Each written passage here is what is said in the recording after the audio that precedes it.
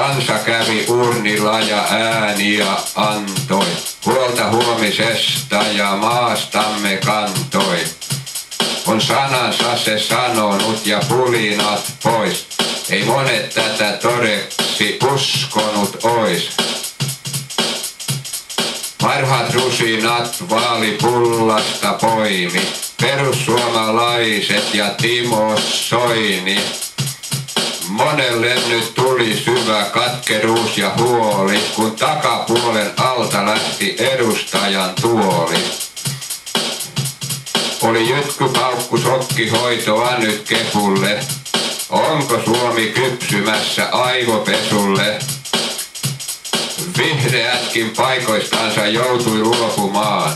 Kettutytöt pääsee haavojansa nuolemaan. On eduskunnan ylle noussut haamu Vennamon.